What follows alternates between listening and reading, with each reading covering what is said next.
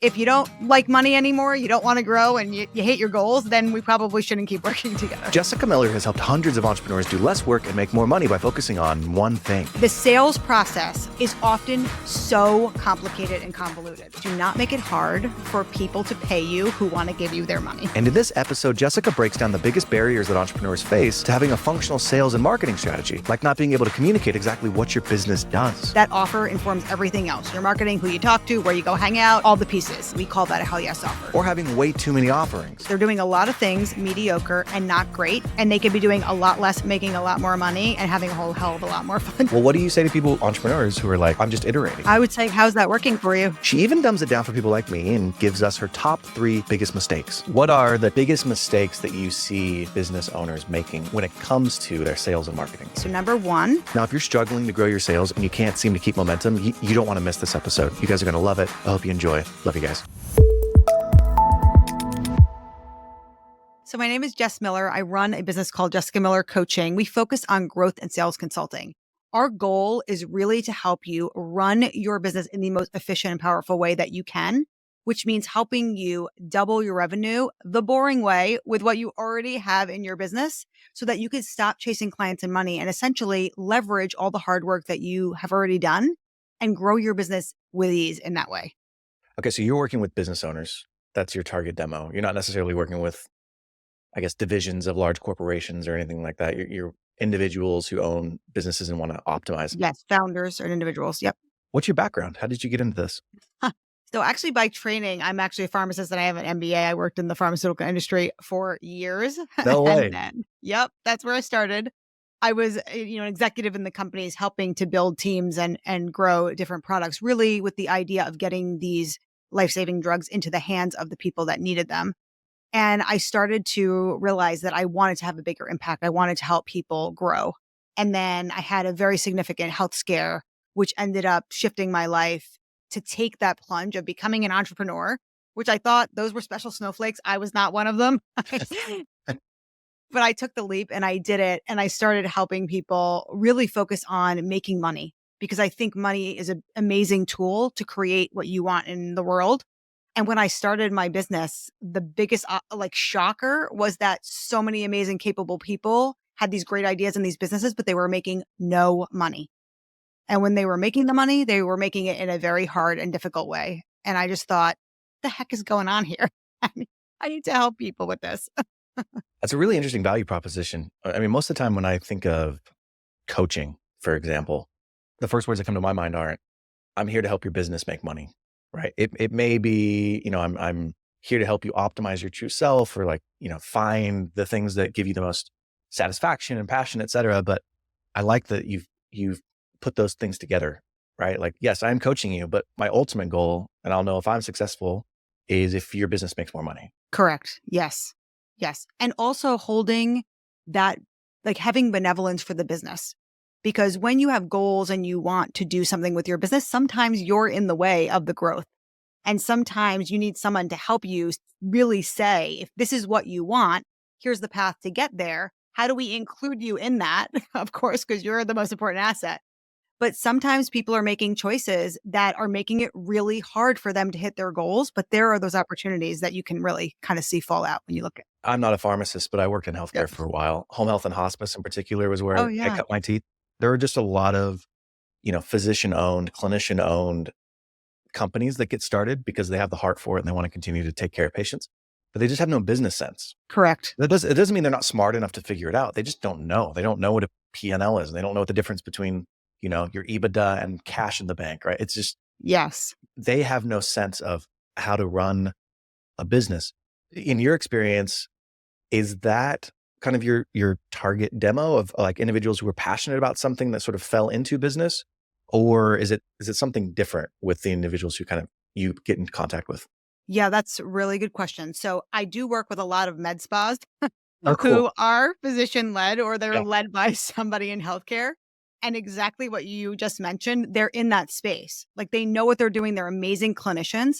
But as far as a client journey and understanding how the pieces fit together, understanding where they're leaking money and losing people, it's really difficult for them to figure that out. And everybody thinks it's a traffic problem. Everybody does. Yeah. So they're chasing that and, adding people and throwing money at it and ads and all the things because they don't have a sense of how that business works cohesively.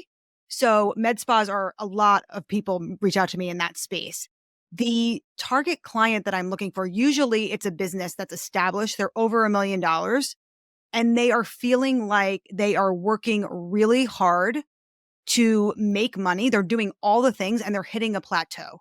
It might also look like they're working twice as hard to make the same money they made last year. They're like they're kind Yeah. of grinding. They're hiring people, they're trying to do all these things and it's just not working. And they're almost like working harder than ever, even though they're doing all the things. So typically I like to do these episodes where I just dig into the business, right? And like, tell me about your revenue and financials. And I'm going to do a little bit of that. So humor me for the next few minutes. But Absolutely. in the second half of this conversation, I really want to dive in to what you're talking about here with like helping these business owners understand not only, why they're doing what they're doing, but like the value prop that they provide to the potential customer. So that's a sneak preview for what's going to happen in the second half of this conversation. But before we get there, give me an idea how your business, is it just you? Do you have a team?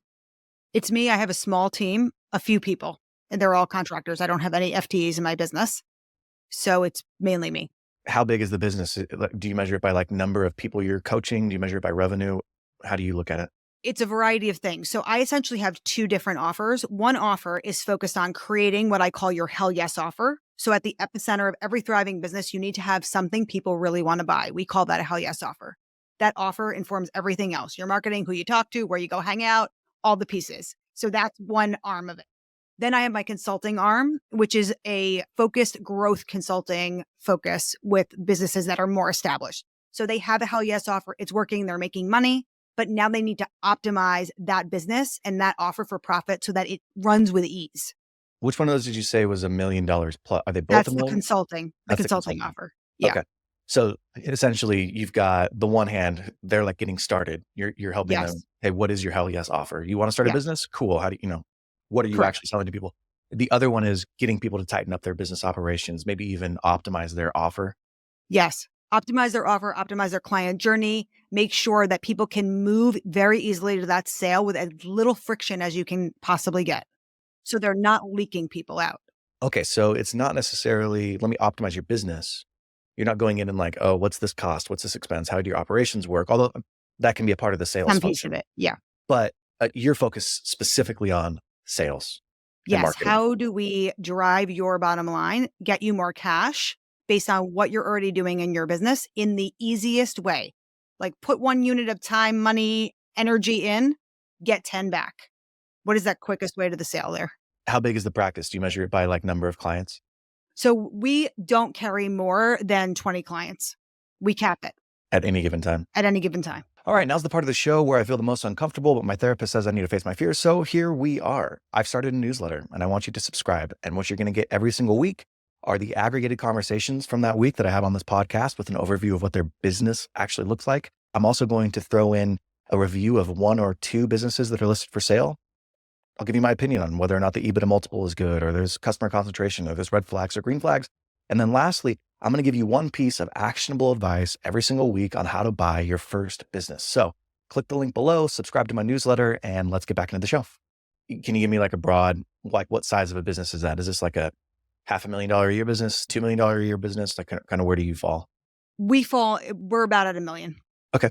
Mhm. How long do your customers typically stay with you? Is this like a, hey, thank you for the month intensive and I'm done? Or is this like a recurring, everybody loves the recurring revenue Oh, yeah. style businesses. What does it look like for you? It's a little bit of both. And actually, this is going to probably like break some marketers' brains, but I'll tell you exactly what we do and why we do it.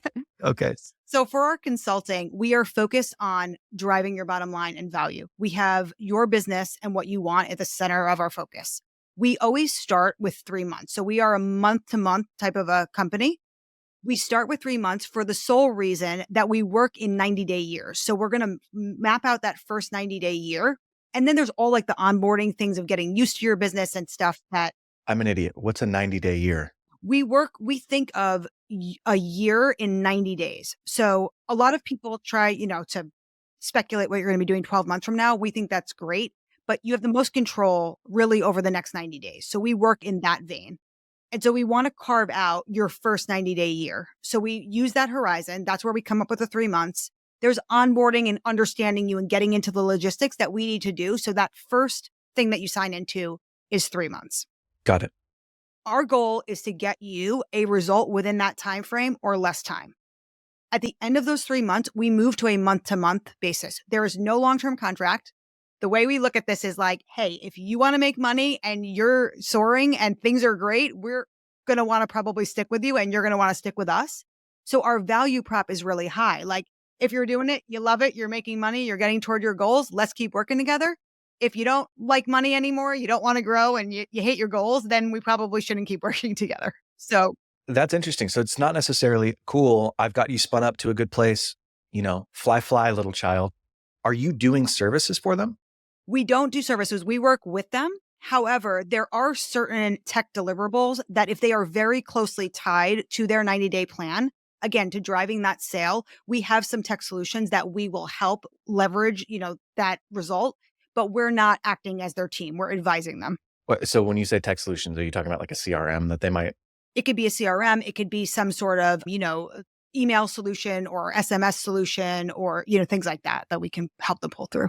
Correct me. The way I'm hearing you describe this, there's a really popular trend going on right now where it's like fractional CFO, fractional COO. This sounds like almost like a fractional CMO, like chief marketing and sales officer, where you're sort of functioning as that executive. They don't necessarily have the budget to hire somebody full time to come in and fill that role and build out and manage their team.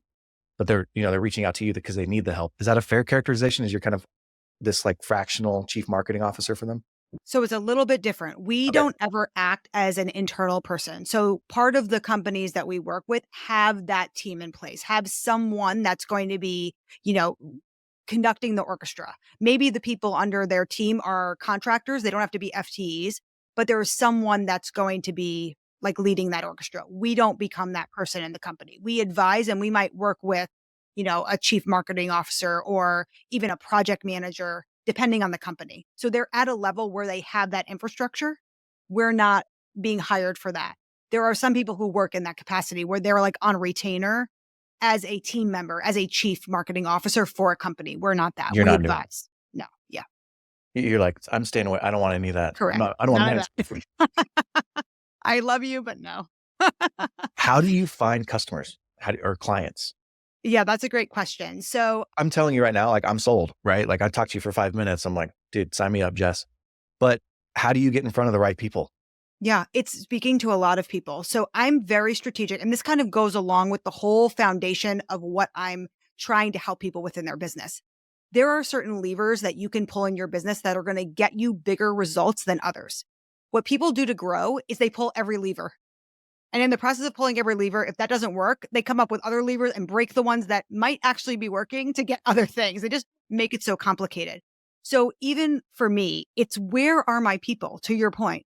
Who are the people that are going to actually care about this message? Who are the people that are growing and working really hard?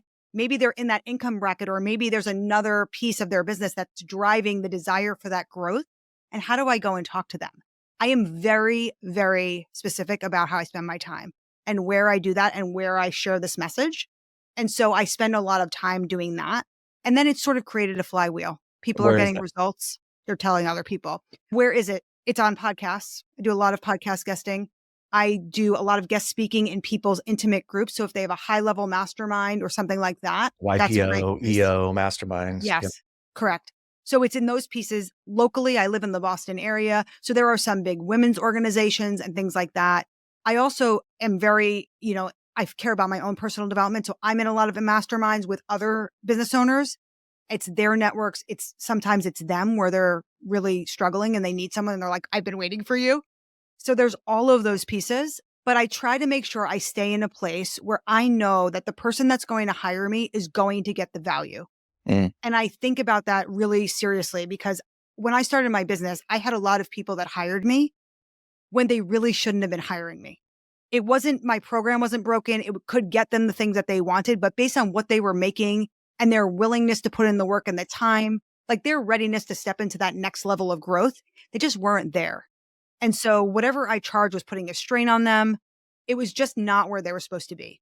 So I am really particular about who I get in front of. And because of that framework of my business, as I mentioned, I don't need 150 people.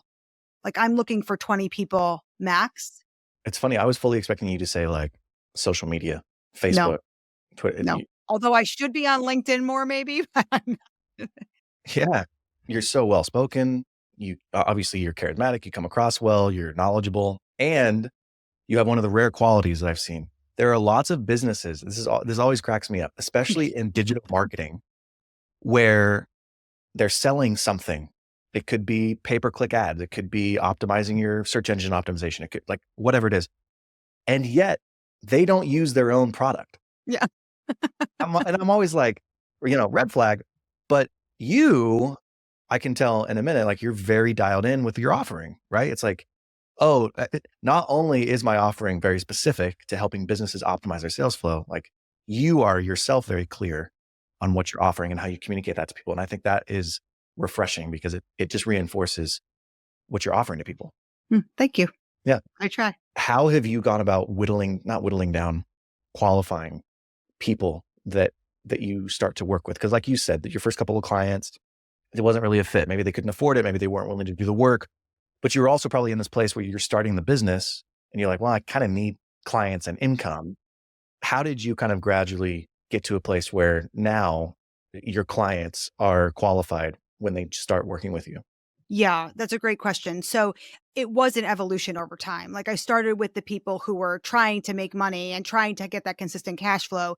They needed that hell yes offer. And then they started to grow really quickly. And then many of those people actually outgrew that offer. And I love quick wins. I love that.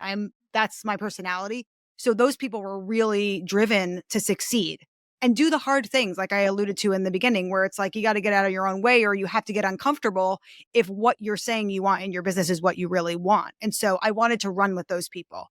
And so I started to work with more of them. And then the people that they knew that branched out. And now, because it's so dialed in, I can sort of spot where someone is going to be a right fit or not. We always have a call. No one just signs on. It doesn't work like that. There's always that call in the beginning, but it's asking a lot of questions around those things. It sounds like though you had to go through a similar process of like refining 100%. your offering as well. Yes. 100%. Yes. And to that end, talk to a lot of people that weren't the right fit, signed on some consulting clients that weren't going to get those results. To be honest, a lot of the pieces of the puzzle where people were not getting results were they were not ready for it. Yeah, this is a very good segue. What are the 2 or 3, or if you have a top 5, cool, biggest mistakes that you see business owners making when it comes to their sales and marketing? Yes. Okay. So number one, I always tell my clients, do not make it hard for people to pay you who want to give you their money.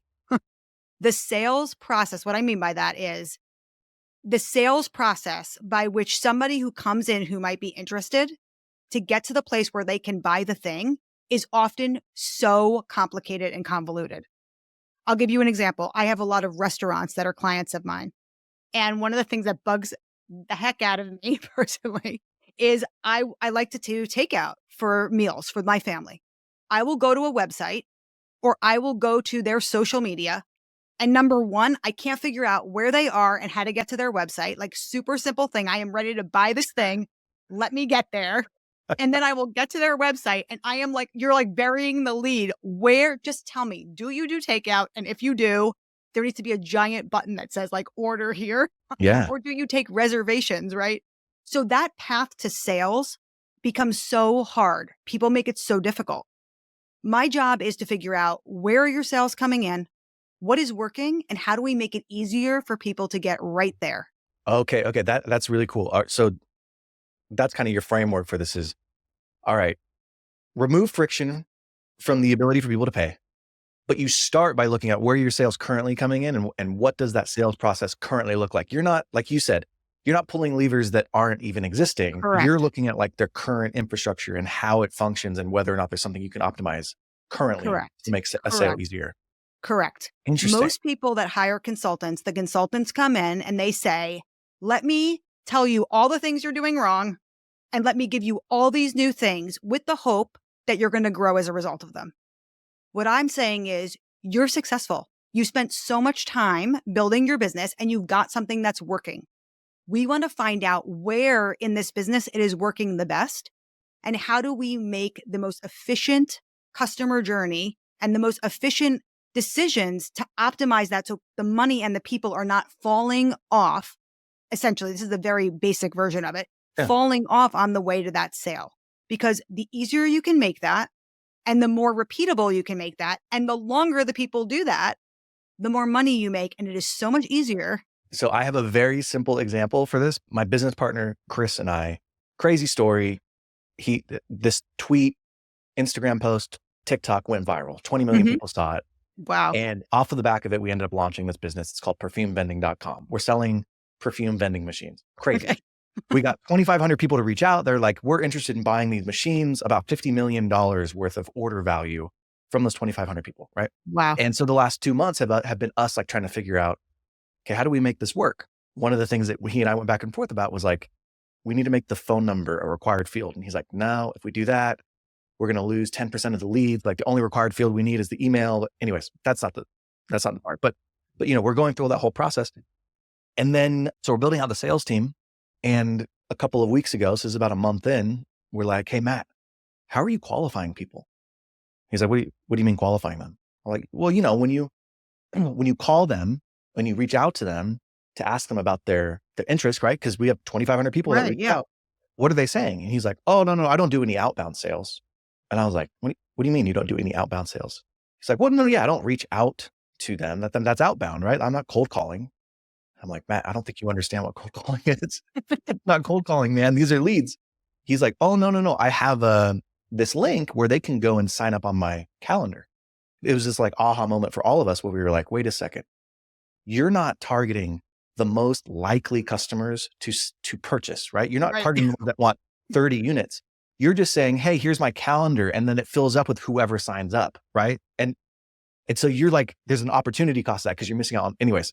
Yes. That was like kind of a piece for us where we were like, okay, we got to rejigger this and make sure that we're actually qualifying people. So to your point, that was an example, is like, there are so many things like this in the sales process that you just kind of just become legacy because you've been doing it for years. Yes, exactly. And you know this from what you just said. And I think we forget this as business owners because we're always focused. It's always a traffic problem. We're always focused on the cold traffic. It's about like bigger audience, right? And I am not here to suggest you don't need an audience. You totally do. But the person that you can really capitalize off on helping and making money off of is the person who already loves you.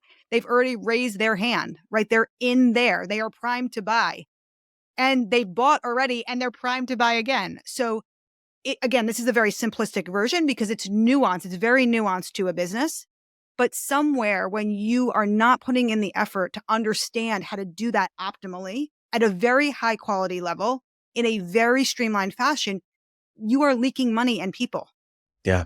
And Jeez. you're leaking them in your most seamless and easy channel, right? So it's that part that we want to really look at. Okay. I love that. So that's number one. There's too much friction involved in the buying process. Yes. Would you say there's a 2 or a 3 that's like the No. biggest? So that's number one. Number two, constantly changing their mind. So when we do these 90-day plans, the reason we do them is to give the business owner clarity on exactly how they can get to their goal.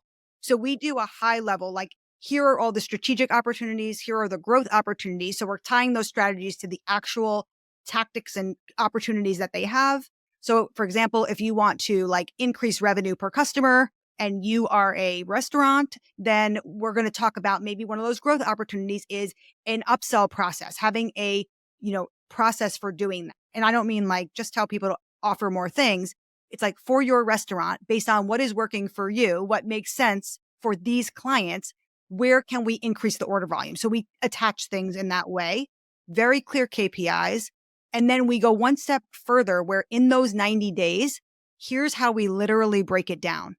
So if you're going to do an upsell focus, for example, we're going to talk about like on this day, what that is. And we're going to create the guardrails and the one pager that you're going to handle your staff. The next time we meet, we're going to do something else. Very, very clear.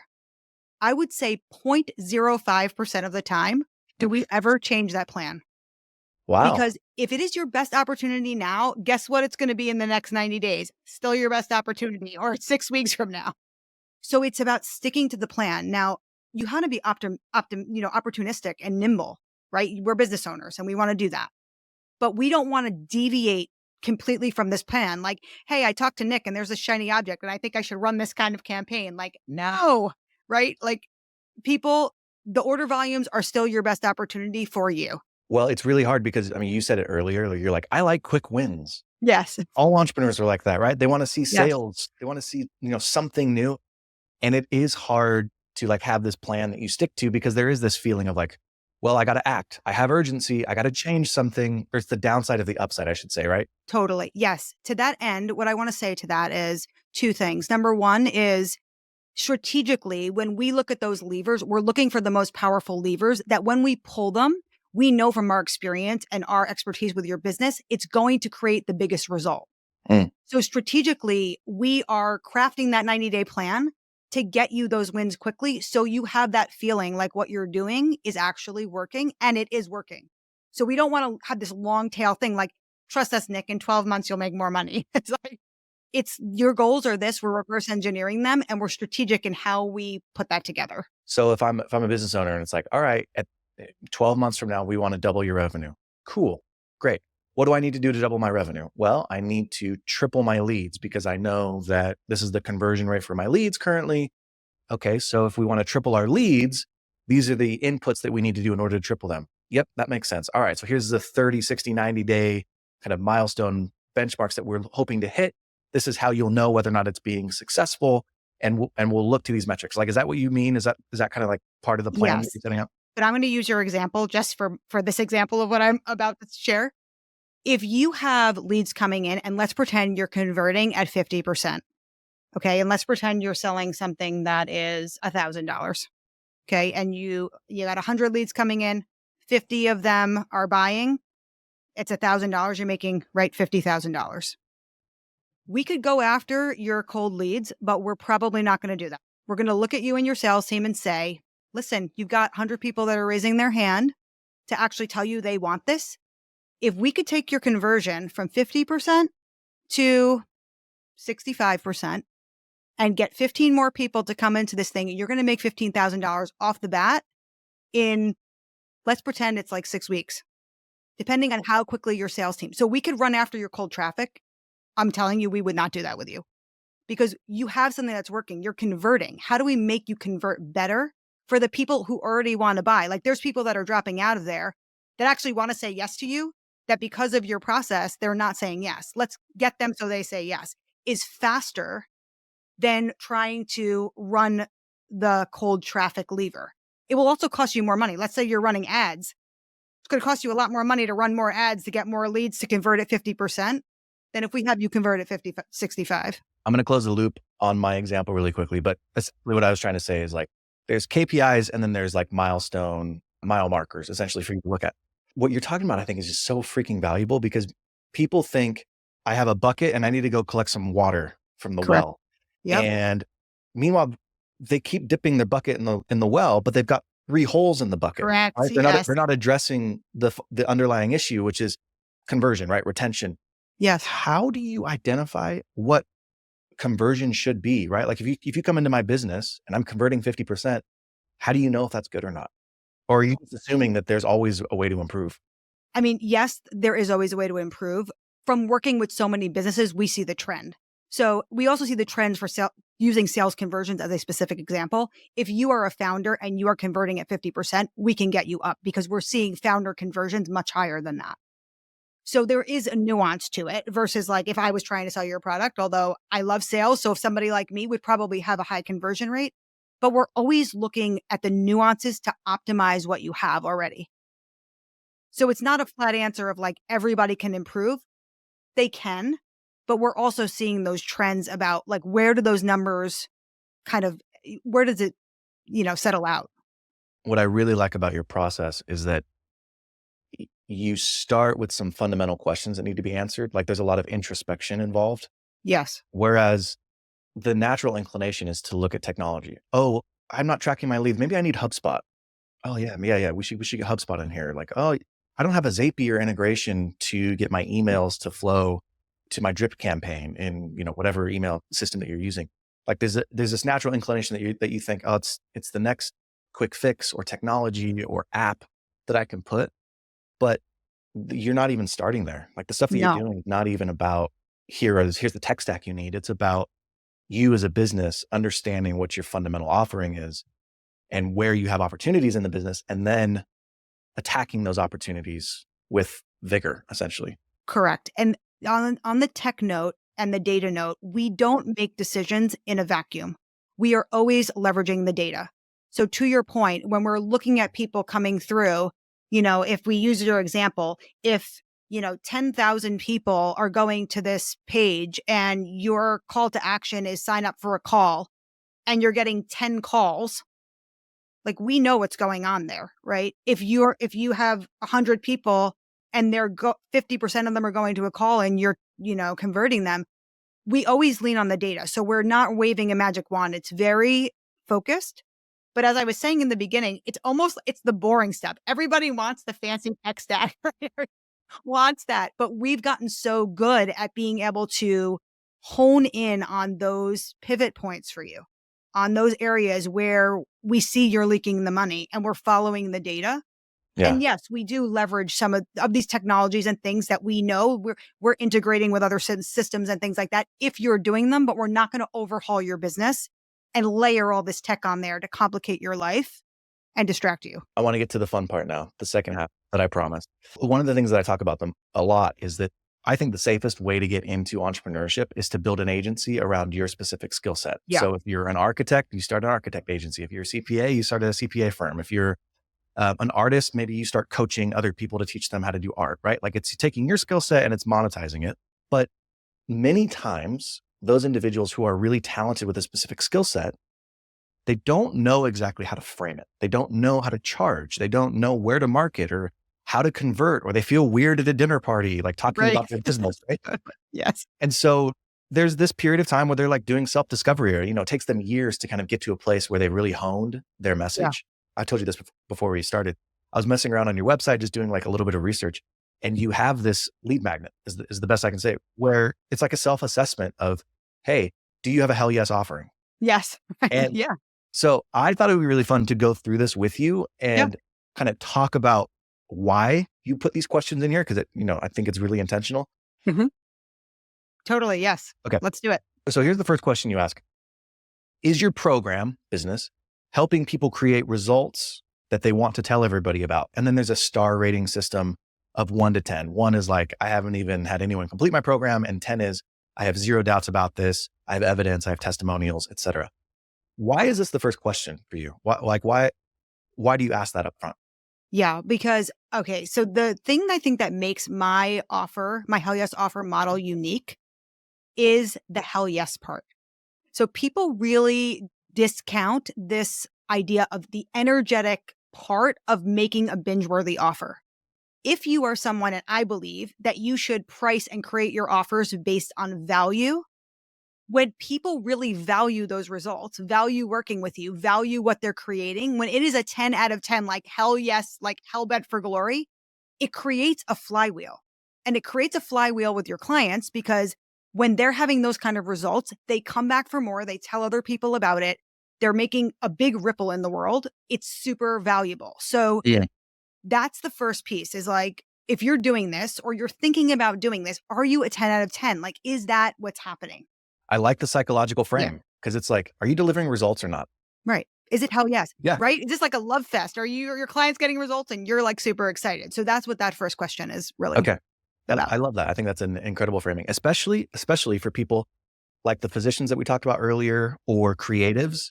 Yeah. Because I think many times they don't give themselves enough credit for the value they're creating. Agreed. And this is what it was like for me in healthcare. It's like once the clinicians understood the value that they're creating, it was much easier for them to talk about compensation or revenue, Yes. right? Because it's like Yes. those two things are inextricably linked. So I like Totally. that framing. Okay, number 2, when you meet new people at networking events, who do you tell about your offer and what you're selling? And the options are like, nobody. I feel like it's pushy. I tell people when they ask, or C, I tell everyone I meet, I have people to help me. What does it say? I have people to help. And the more people who know, the more I can find my people. Yeah. I screwed up the delivery on that one. But Okay. why this question? What is this Yes. assessing for you?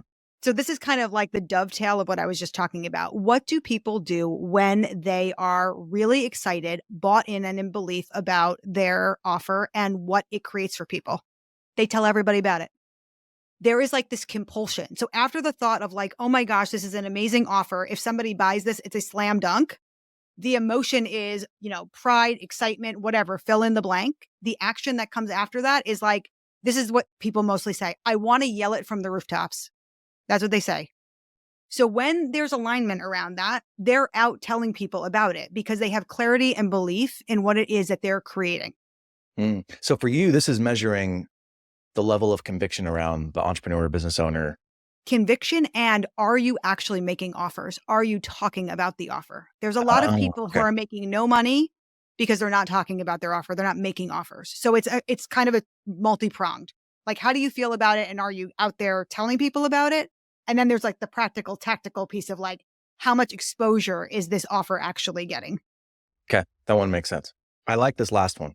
Mhm. Rate your hell yes energy on what you currently sell. Like, are you jumping out of bed every morning screaming hell yes to sell or deliver? And then your options are A, shoot me now. B, it's a C plus. And C, I can't believe I get paid to do this. Yeah. How is that different than the former question? They feel like they're kind of measuring the same thing. And so there's like a couple of nuances in there, but I think it's just like digging into more of, their own perception of their offer. So the other one was like, are you telling people about it? What do you think about the offer? Are you out there sharing it?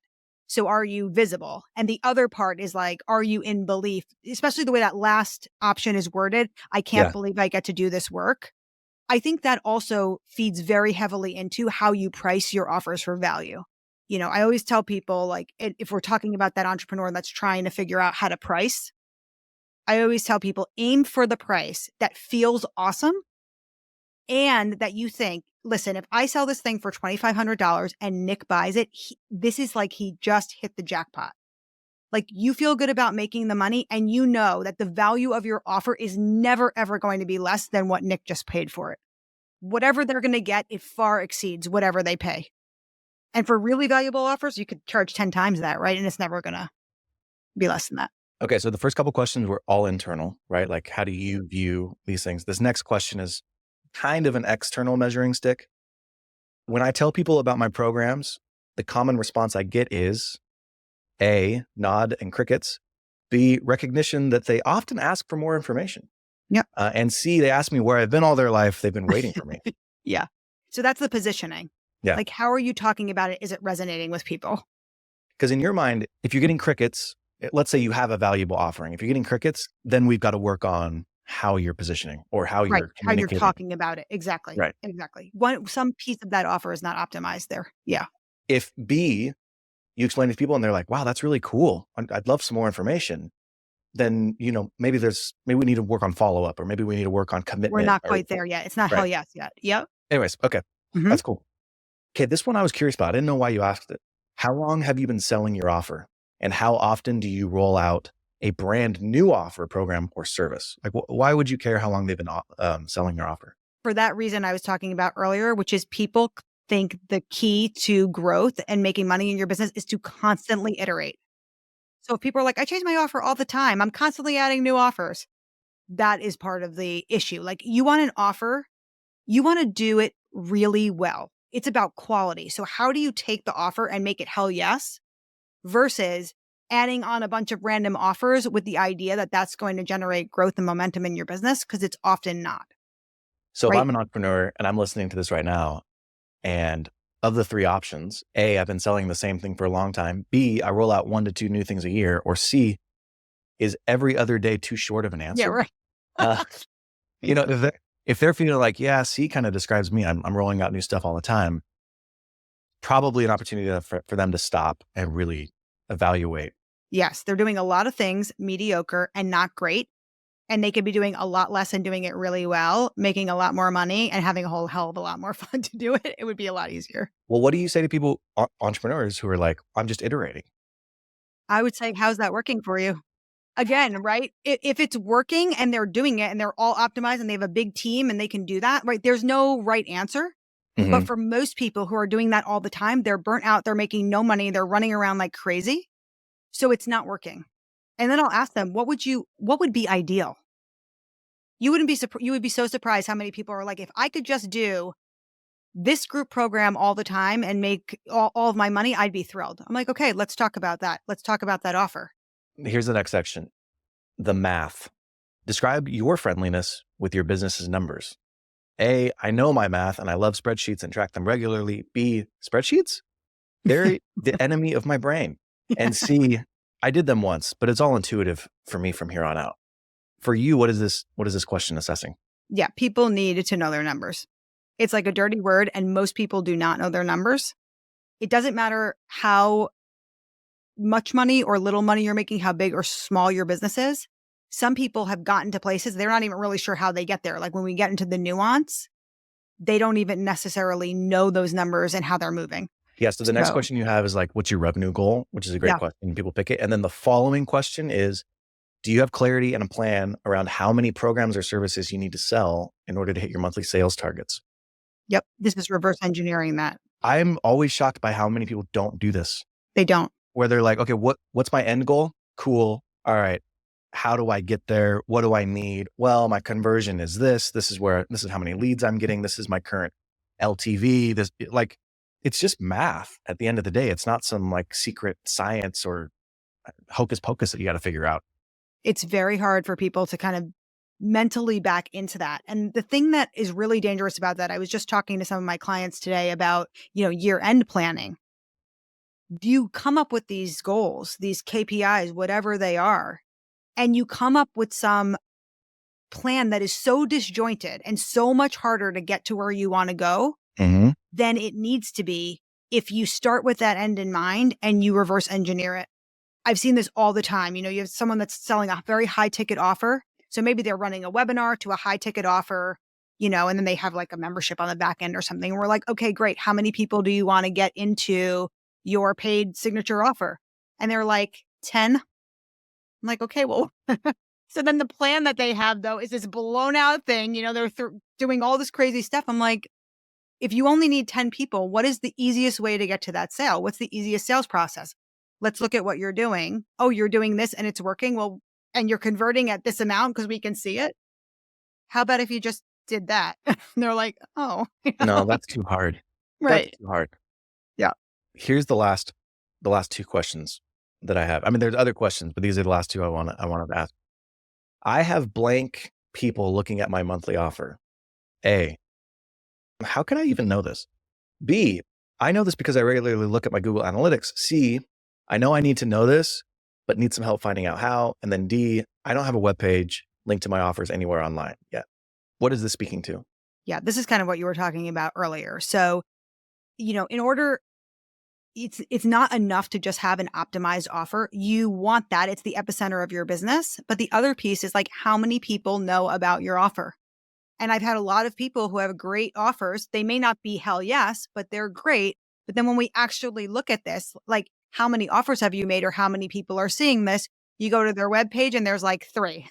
And they're like, oh, I talk to people about it all the time. You send them to your sales page? Yeah. How many people hit that sales page? 10. You know, so those numbers, right? To your point, you want to make sure the bucket's not leaking, but you don't want to pay the money or the energy to drive 10,000 people to a bucket they're just going to fall out of. And if the bucket's awesome, you don't want just 3 people showing up at this bucket. So those numbers of traffic is really important. Like what is the exposure that people are, seeing this offer as well. So again, figuring out where are those holes to them making their money. I think it's a really good self-assessment quiz that you have. And if anybody wants to take it, jessicamillercoaching.com. And then there's literally just a link and you go and take the quiz. But I think it's so valuable, especially as you're starting out, to be thinking about these things. I guarantee anybody who goes through this, there will be at least one question where it's like, yeah, I should be thinking about that more. Yes. How much revenue do I want? Oh, how many email subscribers do I have on my email list? How many, leads am I generating from it's stuff that you don't think about because you're so wrapped up in the operations of the business that you Totally. can't even see the forest through the trees. So I like Yes. that. Yeah. I have some rapid fire questions to end this. Are you ready? I'm ready. What do you love about this business? Oh my gosh. I think I mentioned it earlier. I love quick wins. I love helping people create a lot with very targeted, focused time, energy, and money. Like these are our biggest resources. I am on a mission to help entrepreneurs do this really well. We do not have to sacrifice everything in order to get what we want. You can do things really well in your business and create a whole lot on the back end. Yeah, you don't seem very excited about it. So, Yeah. uh, I have nothing to say about that. what do you hate about it? Oh, well, if I'm being honest, as I said earlier, I'm sort of like a quick study. So I always want like fast, quick wins. I've really trained myself to like slow down to speed up. But I still have like that synapse in my brain is still firing like faster. You're going to be behind the eight ball. Like, no, it's okay. It's going to work. All right. But it's there. What businesses or industries are you the most jealous of? Jealous of. Mhm. That is a really good question. For me, it's commercial real estate because I'm like, oh man, it'd be so nice. Triple net lease. It's mailbox money. I don't have to manage anybody. Like commercial real estate is like the end all be all for me. What about you? Yeah, I would say, I mean, as far as like ease or things like that, I'm not sure, but I would say I love the music industry. And I think anyone who could work in marketing and sales around the music industry, because like you were talking about, most musicians are not sales and marketing people, right? Oh my gosh, if this person did this, I'm constantly thinking about it. So yeah, That's why I'm so shocked you're not on social media because like the thing I'm noticing about social media is there are a ton of content creators, a ton who have big followings and they couldn't care less about monetizing no, or they just have like no idea how to monetize. And like, I'm sitting no. here like, are you kidding me? You could be doing this and this and that. So And they're so talented. You're like, okay, you just need to do this. You'll be like soaring. You thank me later. I Like, know it's yeah, crazy. I agree. If you have 2 hours in your day, you have no family stuff, you have no work stuff, you can do whatever you want. What are you obsessed with right now? What's taking up like mind share? Playing my guitar. Really? I started playing guitar, yep, in February. I bought a guitar 25 years ago when I was much younger than I am now, and I played it for, like, I don't know, a few months, put it down, and I've been wanting to start it up again. I've been thinking about this for years. Finally, in February, I was like, "I'm gonna do this," and I picked up that guitar, and I love it. It is such a great outlet. I love music.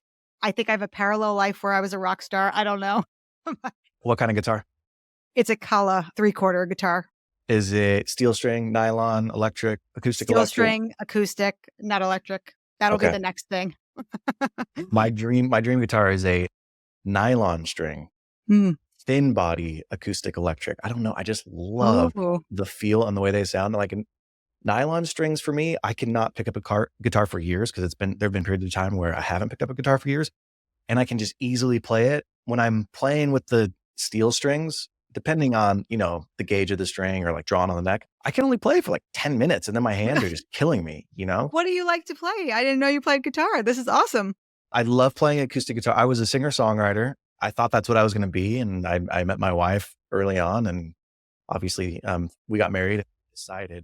We decided together, for those who can't see, I'm doing air quotes, that no, she was right. A musician lifestyle would have just been hard for, trying to have a married family. But I mean, I think that there is such an amazing intersection of skills for the type of skills that you have, that I have, and that whole industry that could really make it so much fun. And, maybe won't be the next Stevie Nicks, but there's so many opportunities to really fill your life with music and in a really productive and fun way, I think. I totally agree.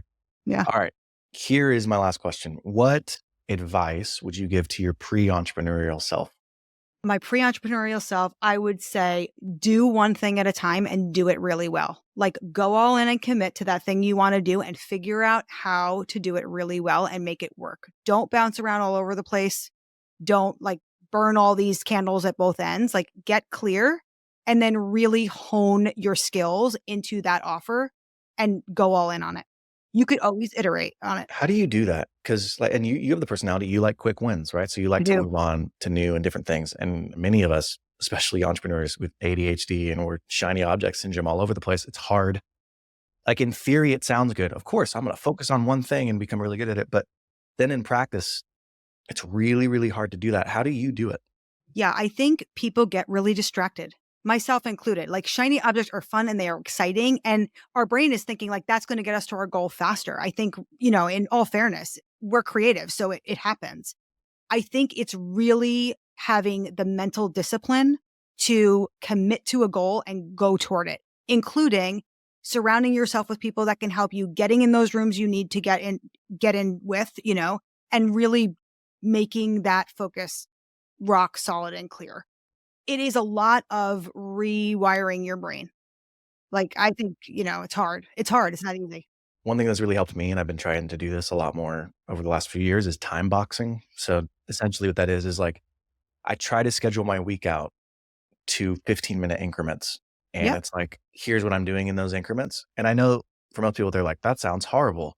Yeah. But when you're constantly distracted, if Yeah. you are overbooking yourself, it's much easier to go from one thing to one thing to one thing and not stop and think, oh, what should I work on? Let me check Instagram really quick. Or like, oh, let me go to, My this gosh, yes. website, right? Like, so for me, time boxing has been really helpful. But yeah, I like that advice. That's very, very good advice. Yeah. When I master it, I'll let you know. Well, if there's one takeaway that I hope everybody gets out of this episode, it's that you've got to develop your hell yes offering. And if you like marketing, you're a marketing junkie and you want to hear more, check out this episode that I did with Gab Blacksburg. He's the founder of Wolf Financial. His is a media agency, 8 figures, that does over 500 million impressions a month, has 13 million followers across 150 social media campaigns. And he talks about how he grew his business on Twitter Spaces. Pretty incredible. Episode 35, either click the link here or check it out on Apple, Spotify podcasts.